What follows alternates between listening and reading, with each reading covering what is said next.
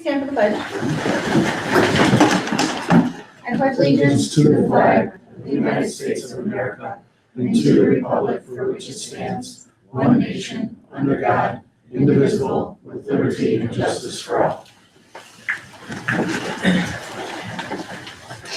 Okay, we're going to start off with Superintendent Spotlight. All right, thank you. Well, tonight's a special night, a little bit long overdue, but we did not have a July meeting. So I'd like to extend congratulations to our track team under Coach Richards and all the great things that they accomplished once again. And it's becoming a tradition that we have them here every summer to recognize the outstanding performances. So at this time, I'll turn over to our athletic director, Mr. TJ Rockwell. Thank you, Mr. Porcello. Okay. Yep. Yes, I would echo that. It seems to be a yearly experience here that we have honoring our track program, and we love to do this and put the spotlight on them. It's certainly well deserved. So at the 2026 state track meet down in Columbus, we had several individuals earn All Ohio honors. So we're going to recognize them tonight. Our first one I don't think is here. I'll mention Hazel Cannon. She finished 8th place in the 300 hurdles, and that's not hers, but Hazel will be back for another year, so I'm excited to see what she can do for this coming year as well. Thank you, Mrs. Tatonis. Our 4x100 relay team, we have 3 of those 4 individuals coming back. I'm going to be excited to see what they can do. First mention Dane Pike. He is the lone senior, and Dane's now serving our country in the Air Force. So he left in late June, early July, so he can't be here with us this evening. But Dane Pike, Brody Krantz, Alex Searson, and Miles Osborne made up that team, and they finished 7th in the state of Ohio in the 4x1. So you're talking about the fastest kids in each school throughout the state of Ohio, and for us to finish 7th, quite an accomplishment. Again, 3 of those 4 young men will be back competing for the Pirates this spring, trying to improve on that. So let's bring our 4x1 team up here and we'll recognize them.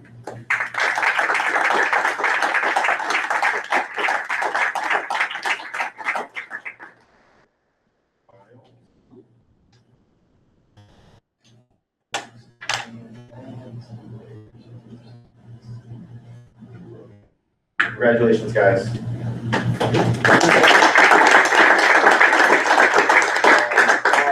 I'll have Coach Richards come up here in a minute too. He can say a few words. But our next individual we'd like to recognize is Traxton Richards. He was our state runner-up in the pole vault this past state championship run. I think we have no way of knowing this, but we believe he's the only one to advance to the state meet by only vaulting twice, right? Once at the district meet and once at the regional meet because he was banged up. So he would wait around. He knew what he could jump, and he went in and did it. So he gets down to Columbus, and now he's got to jump more than once, but we weren't sure exactly what was going to happen. Getting on the podium was his goal, and he went head-to-head with the eventual state champ. And how many jumps did we make that day? It was 8 or 9 is what I thought. So 8 jumps after not jumping very much at all and finish as the state runner-up. He's going to be a junior, so he has 2 more seasons, 2 more shots at this thing. And I do believe if he would have been fully healthy, we'd be introducing another state champ this year. But Traxton Richards, come on up.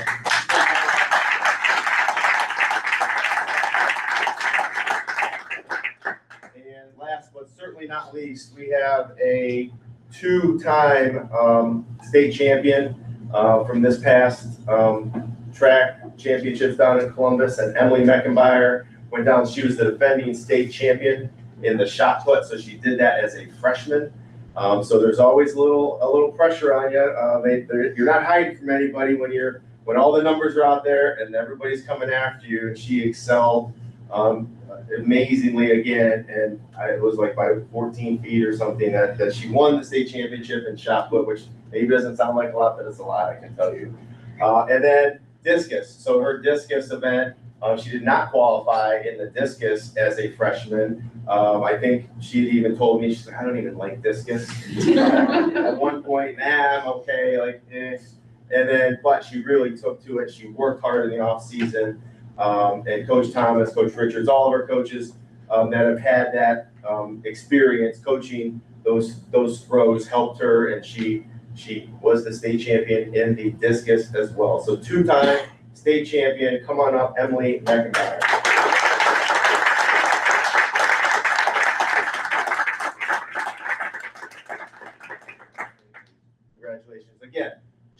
a sophomore. She has 2 more years left. All right, so, you know, you can do the math on your own as to how many state championships she has the potential to win. We're not gonna even put that out there, but obviously, we're excited to see her over the next 2 years as well. So thank you for having us today. Coach Richards, anything you'd like to add? No, I just have to say a few words. Thankful for, I'm just gonna say season, all right? Yeah, Really thankful for all these guys. Every one of these, including Hazel, like Hazel's top 3 races of the season were to qualify, to get to state, and then to qualify prelims, get finals and finals. Best times of the season. These 3 guys with Dane, their top 2 times were at the state meet, at prelims to qualify, and then in the finals to get on the podium. Traxton, obviously, lifetime best after really not having a season down there, pulled the lifetime best in the vault. And Emily pulled a massive lifetime best in the distance down there. Just these people setting themselves up, putting all the work in, and knowing when everything's on the line in probably one of the biggest atmospheres, these guys all are producing their best times. Just speaks volumes to their mental capacity and athleticism. And they're all multi-sport athletes for us as well. So I know they're ready to go through the fall and beyond, and we'll be excited to have them back on the track in the spring. And we do have representatives from Oh, yeah. Perry Township and Perry Village. Mr. McGarry? Sure. I'll come up. Talk to Steve, teaching his son. You're good. He's got a prettier face than I do.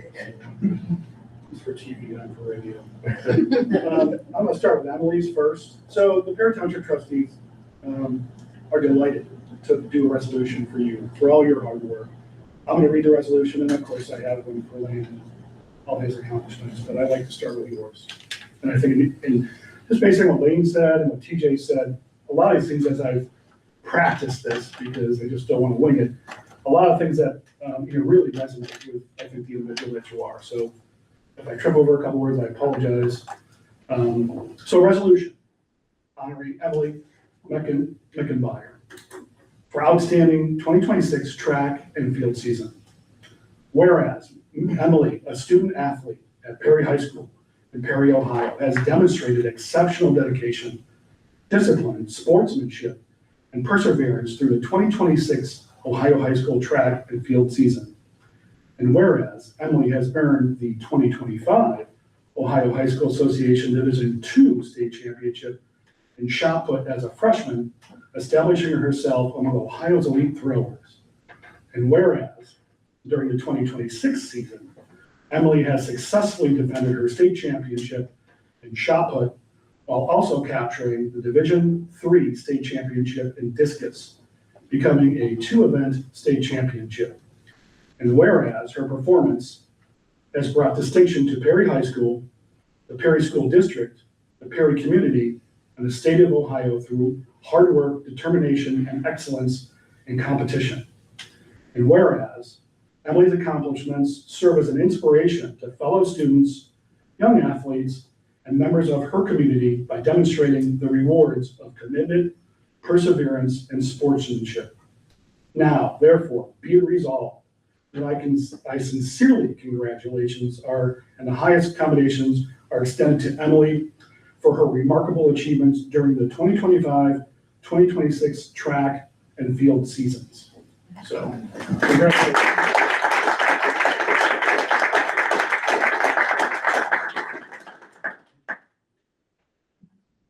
And then, of course, I have one for Lane and the coaching staff for track and field. This resolution recognizes head coach Lane Richards and the entire Perry High School track and field coaching staff for an outstanding 2026 track and field season. Whereas Coach Richards, along with the entire track and field coaching staff, demonstrated exceptional leadership, dedication, and unwavering commitment to the student athletes of Perry High School throughout the 2026 track and field season. Whereas Coach Richards and the coaching staff cultivated a culture of hard work, accountability, teamwork, perseverance that has enabled student athletes to reach their full potential both on and off the fields of competition. Whereas the Perry High School track and field team achieved an extraordinary season, highlighted by the following accomplishments. Emily capturing the State of Ohio championships in both shot and discus, Traxton earned the state title, runner-up in the pole vault, the 4x100 relay team with Dane Pike, Brody Krantz, Miles Osborne, and Alex Searson finished 7th in the state, earning the All-Ohio Honors, and Hazel Kennedy for 8th in the 300 meter, earning All-Ohio Honors. Whereas these exceptional accomplishments are a direct reflection of dedication and leadership of Coach Richard and the staff, whose commitment to developing student athletes of outstanding character, discipline, and achievement has brought great pride and distinction to Perry High School, the Perry School District, and the Perry community. Therefore, be it resolved that sincere congratulations and appreciation are hereby extended to Coach Richards and the entire Perry High School track and field coaching staff for an outstanding 2026 track and field season. The Perry Township Board of Trustees, which is Bob Dawson, Chairman, Chris Page, Vice Chairman, and myself, commends that their exceptional leadership, mentorship, and commitment to excellence and recognizes the lasting positive impact they have had on all the lives of their student athletes and on the proud tradition of Perry High School athletics. So thank you, Wayne.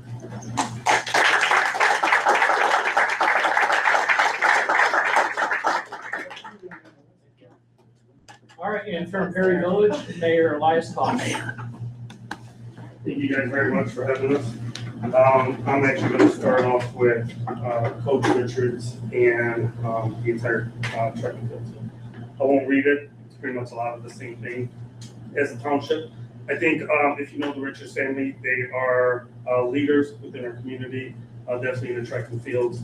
I think their leadership, not only within their family, but with the team as a whole, gives these kids a load of confidence, believe in themselves. I mean, their son, again, was not able to practice and still went out there and did the jumps and competed to a high level. So congratulations to you guys. I won't read the entire thing. It's a lot of the same. But kudos to you and thank you very much for your leadership and believing in the kids as a whole. And congratulations.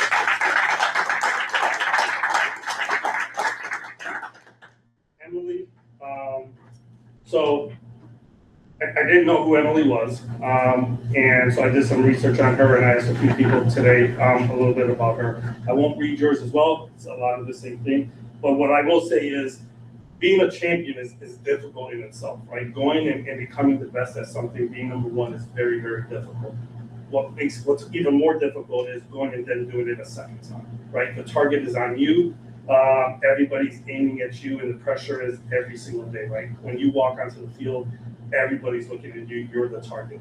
And so to do it 2 times in a row is very impressive, especially to hear from your coach that you did it in an event that you didn't even care for.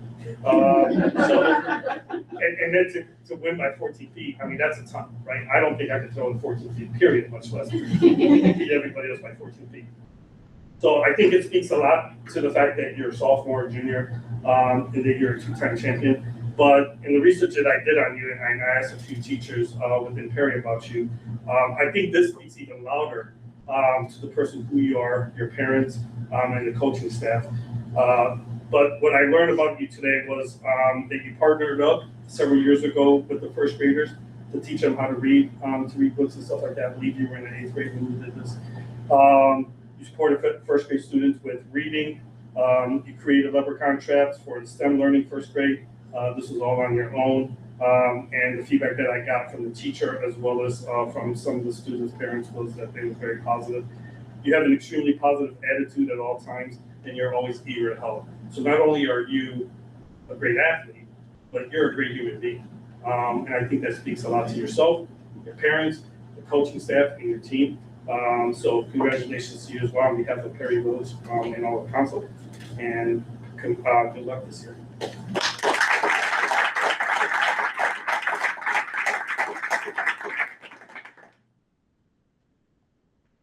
All right, and then one final statement I have on behalf of Mayor Ryan Titus from North Perry Village.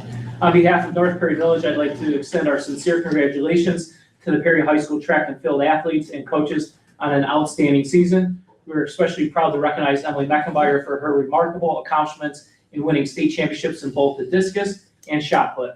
Winning one state championship is an incredible achievement, Winning 2 is truly extraordinary and a testament to her talent, dedication, and hard work. And winning 3 in 2 years is amazing. We also want to congratulate all of the Perry track and field athletes and coaches for their accomplishments throughout the season. Their commitment, perseverance, and sportsmanship are a wonderful reflection of our community and a source of pride for all of us. On behalf of North Perry Village, congratulations to Emily, her teammates, and the entire Perry track and field program on a tremendous season. We're proud of you and look forward to celebrating many more accomplishments in the year ahead. So thank you to the Perry Village for recognizing our students, and thank you for everyone for being here and recognizing our students. It is, when you tell the story about Emily, and I look at the student athletes sitting in here, they're so much more than athletes. They really embody the student athlete part, which is really important in this community, and we're proud of them all. So congratulations, Coach Richards, and good luck this coming year. So. I want to say one thing too. Emily, I drove in the mornings on weekends to go work out early at the PAC, and I would see you out there working. So congrats to you on your dedication and hard work. Take that hard work with you and those efforts through life, and you will succeed and achieve what you set out to do. So you guys too, you all work hard, I know that. So congratulations to all of you, but continue that hard work. Thank you. Yeah, congratulations to everyone. Keep working hard. It's gonna be fun to watch you keep going. Everyone sees the accomplishments, and no one sees all the extra hours and the time and the, trying to balance your schedules and do all that stuff. So it's a big accomplishment. You should be really proud of yourselves. Then we will move on to pursuant to Ohio Revised Code, Section 121.22G1. I hereby move that the board adjourn to executive session for the purpose of the evaluation of a public employee, which we're gonna go to the other room. Anyone's welcome to stay. We're gonna do business Yeah, afterwards. and Mr. Keller is gonna get pictures. Where you want to Yeah. do that, here or out? Like, Are you guys staying in here? We're There, we're gonna- going to have. Then we can do it right here. You need to do roll call. Oh, yeah, sorry. Mrs. Foley? Yes. Mrs. Vega? Yes. Mrs. Metzger? Yes. Mrs. Sealy? Yes. Okay, so let's resume and we will go into committee reports. Are there any committee reports? And then administrative update. Thank you. All right, here we go. The campus is ready for students and staff to return. Staff will be returning this Wednesday for their workday, followed by PD days on Thursday and Friday.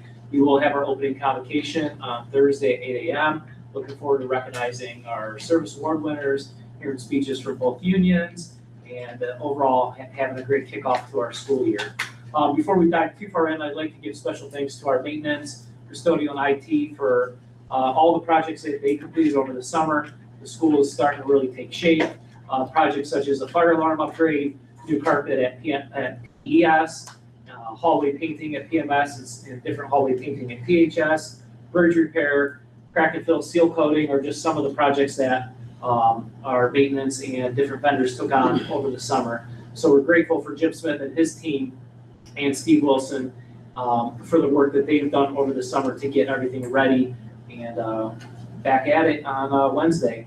Leadership retreat, special thanks to our leadership team for spending 3 days as we did a lot of conversation and focus on student outcomes, district goals, and then dove into building action plans to make sure that we can provide the best possible education and environment for our students and staff. We do have 3 similar goals to last year. District goal number 1, we focus on tier 1 instruction with different measurables that we have in place related to state testing. District goal number 2 will be a lot about culture of care and well-being. And we use panorama surveys to measure our students' sense of belonging and different connections that they have with adults. And once again, we use that type of feedback to grow what we're doing and improve it. And then district goal number 3 will be a lot about community engagement and communication. It's a little shift of last year. We were more focused on communication. This year, there's a little bit more focus on engaging the community, getting them into different events, looking at all the different events that we have, how do we upgrade them or add on to what we do. And we're appreciative of the level of community engagement that we have, but we think we could take it to another level. Today started our new teacher orientation. We welcomed a big class of teachers in today, and they get the whole range of speakers from Robert Now, Steve Wilson, different people from the finance office, and a lot of instructional guidance for the day and a half. At one point, we had teacher orientation down to a day. we have extended it to 1.5 days because there's a lot of content to go over with our new teachers. Next up, Safety Week. We will once again hold a Safety Week. It will take place September 1st, 2nd, and 3rd. This will involve safety drills, lockdown evacuation drills, fire drills, tornado drills, and just key conversations with students, age-appropriate conversations about what to do in certain settings if certain events were to occur. Special thanks to our safety forces who we partner with for those safety drills. We do have a new police chief. I've met with him and feel like we have a good working relationship. We will see an increase of safety forces on campus the first couple of days, and that's not an alarm, but the mayor and the new police chief want to have our students and our community know that our safety forces are behind our students and here to support them and our community. And so you will see them on campus the first couple of days of school as well, greeting people. The start of school will take place next Monday, August 17th. We will have phase-in grades 1 through 4, A through L, and then M through Z the first couple of days. Grades 5 through 12 will all be on campus, which is the same as last year. And then pre-K and K will follow their traditional phase-in schedule, which is complicated, and I will save everybody all the details at this time. Fall athletics update. Fall practices officially begin August 3rd, although it seems now with athletics, it never really stops, as our student athletes were here all summer getting ready for the upcoming season. Also, we had on campus, we had band camp in July, and our band is also back at it, practicing on Wednesday nights and put on their event this past Thursday, which is their showcase from band camp. Golf and tennis have begun their regular season competition, and our fall sports bonfire will take place next Thursday, August 20th at 8 p.m. Congrats to the boys golf team. They set a school record of shooting .297 at Briardale and were tournament champions, so kudos to Coach Dane and those boys. And finally, congratulations to our 2026 graduate, William Cannonen, on achieving the prestigious rank of Eagle Scout. For his Eagle Scout project, William built 6 desktop eyeglass donation boxes and 2 little free pantries for the Painesville Lions Club. With the support of his troop, the project totaled 76 service hours, and William raised $250 in cash and donated materials to help bring this project to life. This fall, William will attend Liberty University, where he plans to major in civil engineering and mathematics. I'd like to congratulate William on this outstanding achievement and wish him continued success as he begins the next chapter of his educational journey. And this concludes my administrative update. Thank you, Mr. Porcello. Is there any public participation? Thank you. Board President's Report, item A, personnel approval of contract modification for Porcello. I move that we amend the contract of Todd Porcello, superintendent, as delineated in the attachment provided for the contract effective August 1st, 2026 through July 31st, 2028. Is there a second? So moved. It's just a second. Second. It's been a long meeting already. It has, yeah. And it's been a long time. And then we go to the next one. Okay. Item B, approval of contract modification CAPO. I move we amend the employment contract with Jennifer CAPO, Chief Financial Officer, as delineated in the attachment provided for the contract effective August 1st, 2026 through June 30th, 2031. Is there a second? Second. Is there a motion, or is there any discussion? Or is there, wait. What's wrong with me? Is there a motion to move? No, we're good. Roll call. Sorry. Mrs. Golden? Yes. Mrs. Dexter? Yes. Mrs. Sealy? Yes. Mrs. Foley? Yes. Is there a motion to approve the consent agenda? Motion. Any discussion? Roll call, please. Mrs. Dexter? Yes. Mrs. Sealy? Yes. Mrs. Foley? Yes. Mrs. Grader? Yes. Mr. Porcello, superintendent's report. Thank you. Item A, personnel approval of contract modification, Mujanis. The board is asked to amend the employment contract of Ariana Mujanis, Director of Innovation and Learning, as delineated in the attachment provided as recommended by the local superintendent. Item B, personnel, approval of appointment mentors. The board is asked to approve the employment of the individuals listed for the positions indicated pending successful completion of the required employment paperwork, verification of proper licensure, training, and background check as recommended by the local superintendent and Director of Innovation and Learning. C, personnel approval of appointment teacher leader. The board is asked to approve the appointment of the individual listed for the supplemental committee position indicated for the 26-27 school year, as recommended by the local superintendent and director of innovation and learning. Item D, personnel approval of appointment curriculum hours. The board is asked to approve the appointment of the individual listed to complete the curriculum work at the rate of pay of $36 per hour and for the maximum number of hours indicated as recommended by the local superintendent and director of innovation and learning. E, personnel approval of appointment. The board is asked to approve the appointment for the individuals noted for the positions indicated as recommended by the director of maintenance and operations, director of student services, and the local superintendent. F, personnel approval of change in hours. The board is asked to approve the change in hours of the employee listed as recommended by the building principal and local superintendent. G, personnel approval of appointment 26-27 non-athletic supplemental. The board is asked to approve the individuals listed for the 26-27 non-athletic supplementals noted as recommended by the local superintendent and building principals. I would like to make one note that under the high school supplementals, we are the video club where it says split. That will just, the recommendation will just be Stephen Miller at the full amount. It will not be split with the other, with Mr. Nagy, who is listed in here. Also, under middle school, 8th grade assistants, we're gonna strike Chris Bassage's name from here. While Dr. Bassage plans on attending, he will not receive a supplemental because this trip would be part of his individual duties. H, personnel approval of appointment 26-27 athletic supplementals. The board is asked to approve the employment of the individuals listed for the 26-27 athletic supplemental position and rate of pay indicated pending successful completion of required employment paperwork, certification, training, and background check as recommended by the local superintendent and athletic director. I, personnel acceptance of resignation. The board is asked to accept the resignation from the individual listed from the position noted as recommended by the local superintendent.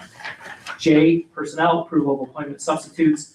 The board is asked to approve the individuals noted for the 26-27 daily substitute positions listed pending successful completion of required employment paperwork, verification of proper licensure, training, and background check as recommended by the local superintendent. K, personnel approval of appointment student workers. The board is asked to approve the student workers listed for the position and rate of pay noted as recommended by the local superintendent and director of communications. L, approval of payment. The board is asked to approve payment at each employee's per diem rate for the certified teaching staff listed below who are required to attend half-day new teacher orientation on August 10th, 2026 as part of the district's onboarding process for newly hired teachers. This orientation provides essential information regarding district policies, procedures, instructional expectations, technology, safety protocols, and other topics necessary to support a successful transition into Perry schools. I will make a note here that it says half a day. We already had a day approved prior through our calendar process, and when we hired them, we, in the past month, decided to increase it to a day and a half, which is why the extra half day is on this recommendation. And Mr. Purcell, should we add Juliana? We started her No. on August 10th. Right, Oh, she's it's in the today. addendum. Okay, thank you. Thank you. Item M, approval of bus routes. The board is asked to approve the 26-27 bus routes, which are subject to change due to forthcoming student enrollment, as recommended by the local superintendent and director of transportation services. And approval of 26-27 handbooks. The board is asked to approve the 26-27 handbook, as recommended by the local superintendent, building principals, athletic director, and transportation director. Item O, approval of policy, second reading. The board is asked to adopt the new/revised board policy listed as recommended by the local superintendent. And this concludes my superintendent's report. Is there a motion to approve everything except for H? So moved.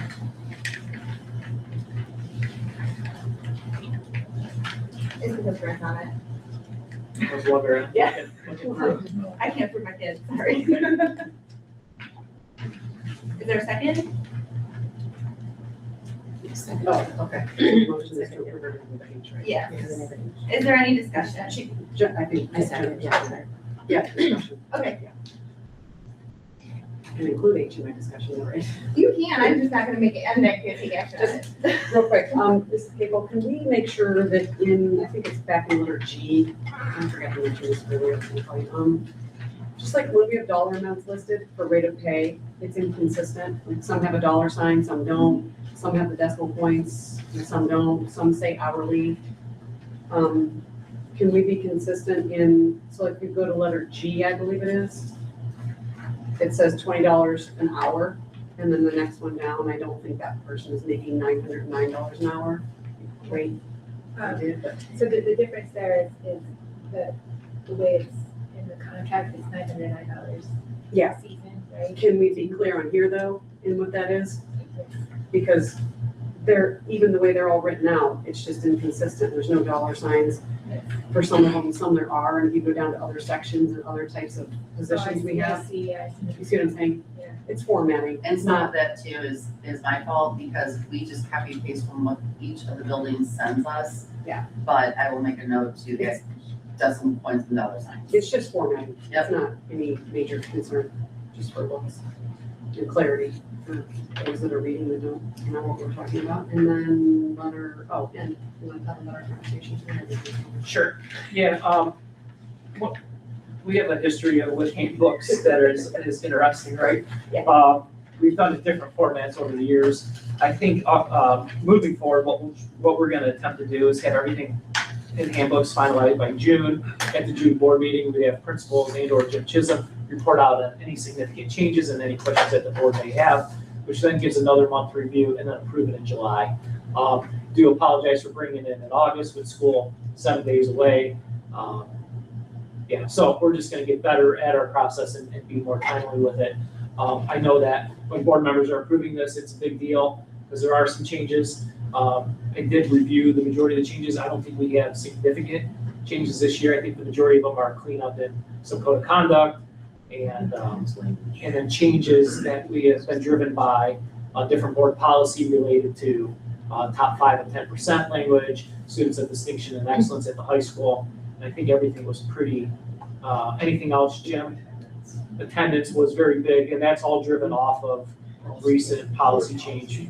So all you seem connected to back do to kind of law. like what we do with policy in June 1st, we have like a first reading type thing, and then we'll do a final in August. Yeah, we're Or gonna July. questions. So like, okay. As a board, that's our role. Yeah, So I and think that's a critical piece. It's helpful too, I think, because I think some questions I've seen come up with like the start of school time, like when's the start of school time? It'd be nice to be able to point to it's in the handbook, like, and know that it's the accurate. So I think for timeliness, for that, for communication with the community and reference for them so that there's a consistent place for people to go to.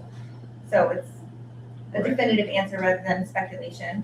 And before. And multiple phone calls, I'm sure, which could probably be, everyone has a resource to go to directly, it's probably a little easier. And on that piece, like Nikki was saying, if we could make sure that, is that gonna be linked to in Parent Square? The new update, instead of just going back to the actual website? I think the handbook is in here, Square, because I think I found it in there, but I'm not 100% I sure. had found it in Infinite Campus Okay. before, but I didn't know if in the new Parent Square, just for the same thing, so Yeah. that instead of, most people don't go to the website any longer, other than Jesse. And, but to be able to do that and then have it, just to put it somewhere where we can get to it in a timely fashion and quicker. Sure. Historically, we've talked about, like, we had work sessions where we actually went through the handbooks and talked through everything as a board, since a lot of it relates to our policies. So I think it would be helpful for us to have those conversations. And then a couple of years ago, I had made a suggestion about going down to one handbook, district-wide, but then having components that are applicable to certain grade levels or certain buildings or whatever that looks like. And if it's just getting bigger, but I understand that, and we talked about that today too, about what we could do to the things that are uniform across the district and simplify it as much as possible. I don't know. Yeah, we took a shot at it probably 4 or 5 years ago. Maybe we can circle back around and see how to streamline it. Maybe we once need again. building principal videos where they walk through everything and then people will watch it. Like Vanna White. Oh, handbook show. Next year. Let's put video Good idea. broadcast to everyone. Very The popular. handbook show. We could work Lots of in views. that with a lot of our student learning too, and they can help you hands-on and do it, social media stuff. It'd be great. And then we'll quiz you guys.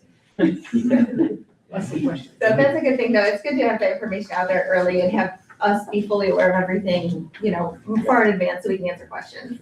Yeah, and we have started to lift the work of looking at the code of conduct across all 3 buildings, because it has, over the years, sort of evolved differently in all 3 buildings. So our myself and the assistant principals sort of going into the year thought, like, we need to get an approved handbook that's consistent with board policy. Let's get it out there, but then we do have some working drafts of looking at consistency across the code of conduct. So bringing those drafts into work sessions is probably a lot of that work that you're talking about is being done, and I think could probably be provided to you in upcoming work sessions to review. Yeah, and for us, it's helpful to be able to ask the questions because like on paper, something looks one way, we're not living it every day. Like you guys are the experts and the teachers and everyone are the experts. So it's helpful for us to be able to like, you know, if there's a question, ask it. And there's generally, when there's questions, there's a perfectly reasonable explanation, so. All right, is there any other discussion? But I think as is, I don't think I had any questions about this year's. I think we're. No. Okay, but it's good moving forward. What's that? I said I put him through the ringer on the phone. Good. Okay, can we do roll call, please? On all but H. All but H. Mrs. Truster? Yes.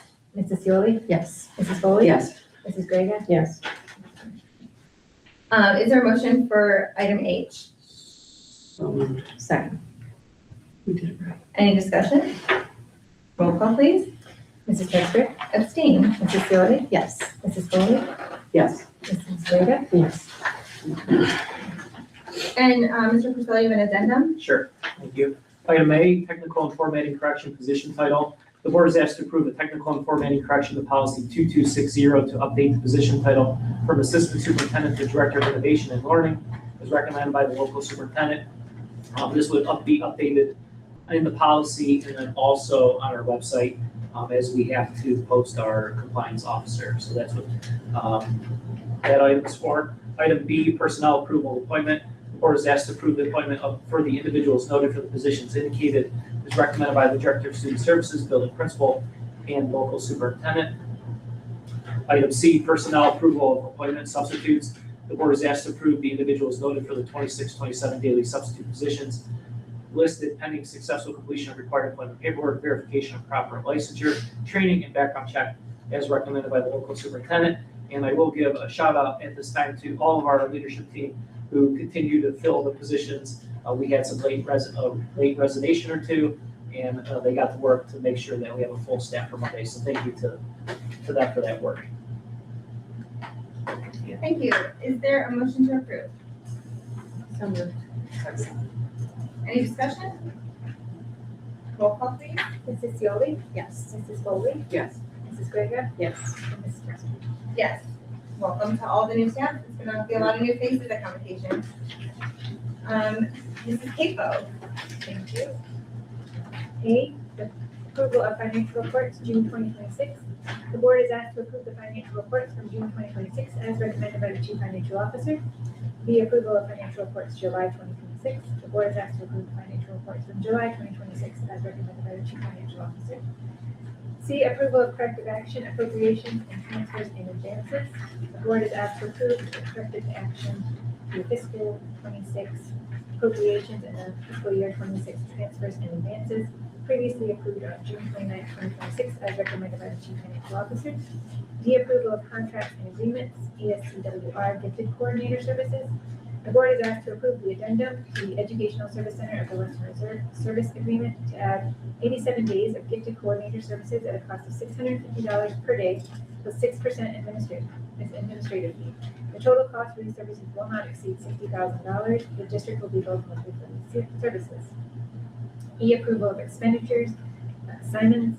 The board is asked to approve an expenditure in the amount of $73,160.72 to Simons Industry Incorporated for District iStar Edge Controllers Secure System Life Cycle Replacement under the Sourcewell Security Contract Number 121024-SIE as recommended by the Chief Financial Officer and the Director of Maintenance and Operations. F, approval of the 26-27 lunch prices. The board is asked to approve the school breakfast and lunch prices for the district as indicated for the 2026-27 school year, as recommended by the Chief Financial Officer and the Director of Food Services. The 2026-27 prices reflect no price increase. G, acceptance of grant funds. The board is asked to accept the following grants and approve the appropriations for such grants to be placed in the indicated account as recommended by the chief financial officer. And H, approval of the financial forecast. The board is asked to approve the financial forecast as presented by the chief financial officer.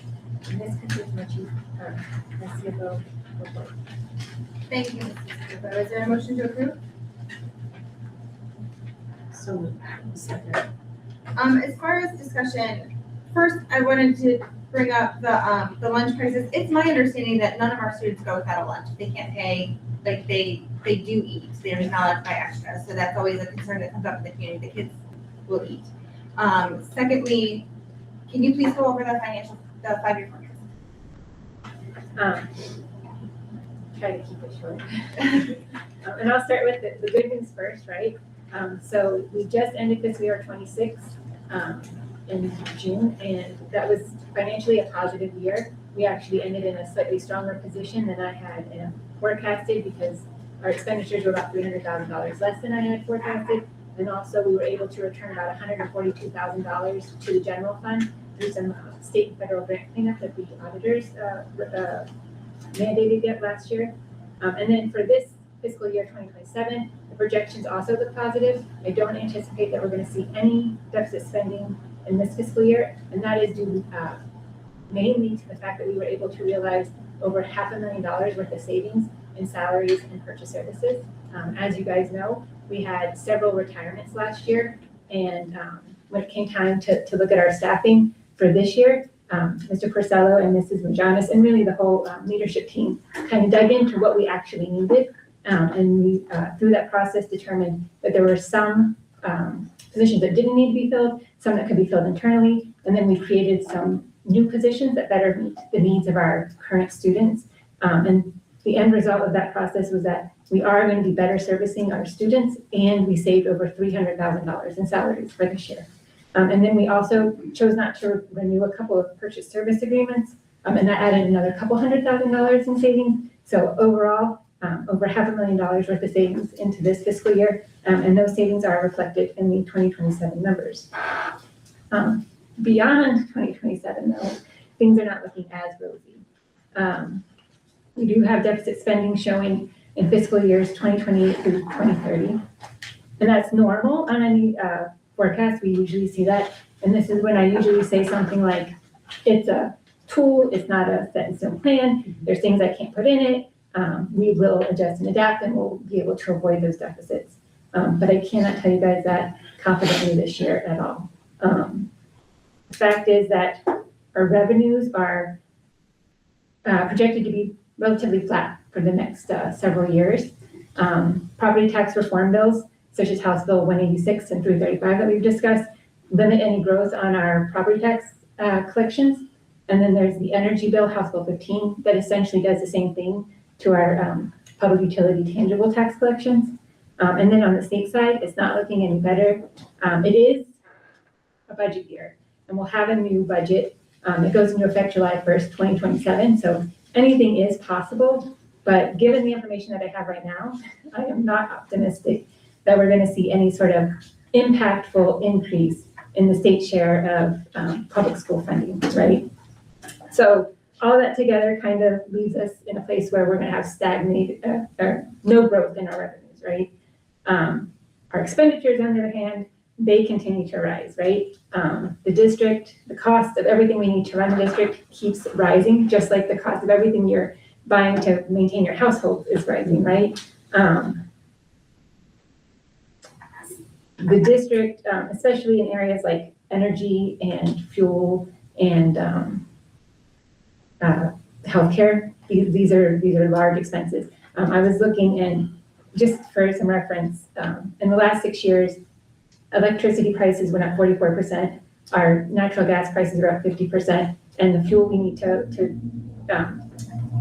keep our buses moving went up 75%. In fiscal year 2021, we only spent about $72,000 on fuel for our entire fleet. Last school year, we spent over $126,000. And that 75% increase isn't because we're transporting more students or driving more miles. Mr. Usher is diligent in maintaining the efficiency of our routing, It really just comes down to the fact that the fuel price has risen that much. And so it illustrates the fact that the district's budget is not immune to the same price pressures that you're experiencing in your own household budget, right? And yes, we're going to have deficit spending, and I don't think we'll be able to eliminate it all, but I don't think it's going to be as severe as what's shown on this forecast, right? I don't think we're going to see $1.2 million in deficit spending in fiscal 28. There will be some changes. Mr. Purcello and I are committed to making sure that that number is reduced. We will continue to do the work that's been being done in this district for like the last 2 decades, as the state has continuously been chipping away at our revenue sources.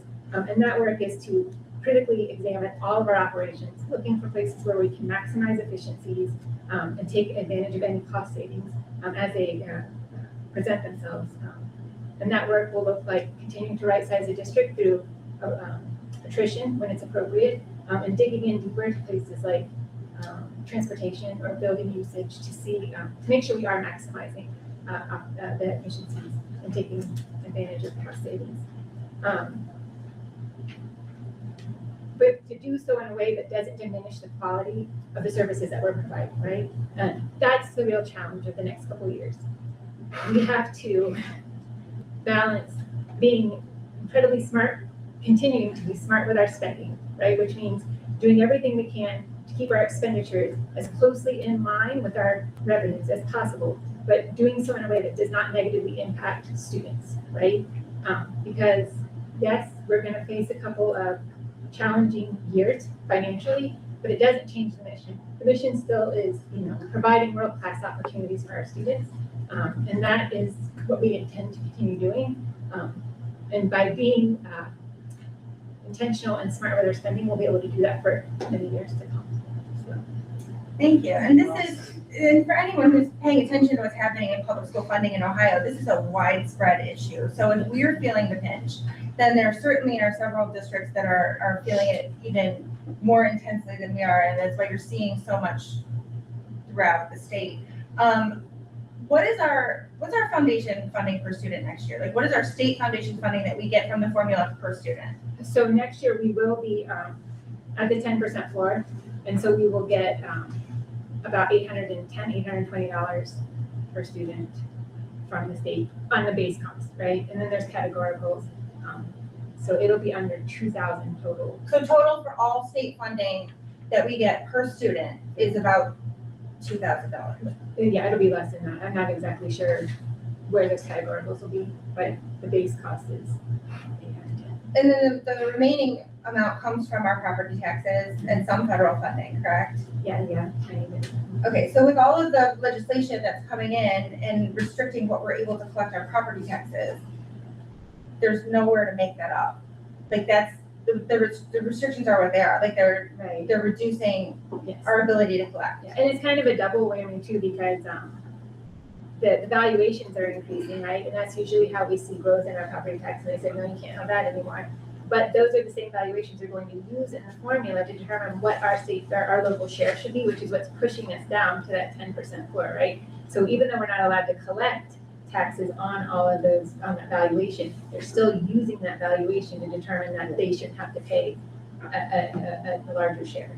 So it's, So this is again, like, this is something like I think that across the state, like we all need to start paying attention to, that like, schools are feeling the pinch. And what I see a lot of criticism is the per student expenditures increasing.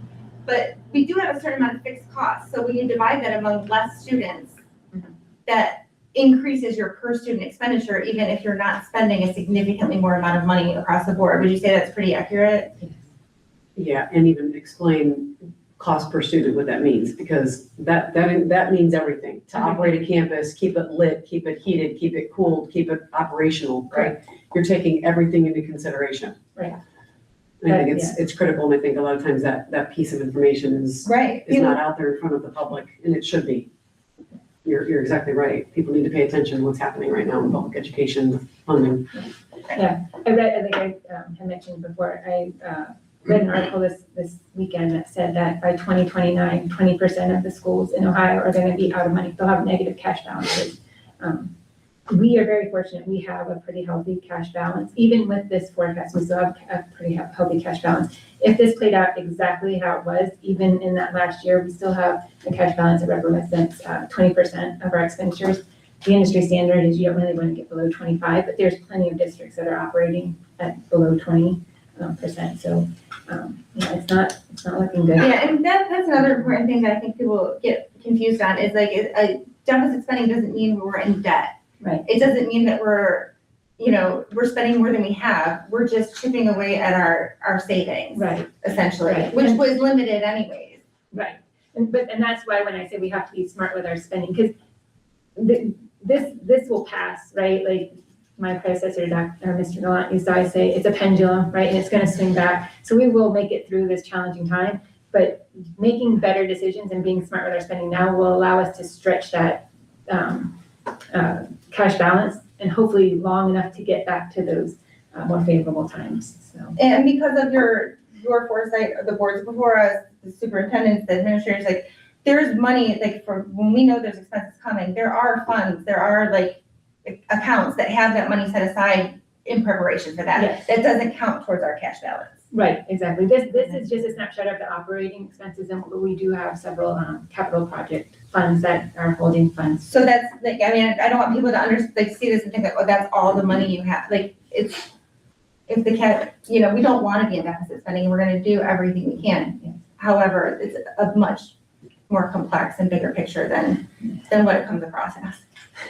And you and Todd and both and everyone in the district to keep us right sizing to where we want to be with the administration and the work that you have put in on the state level as well as Todd.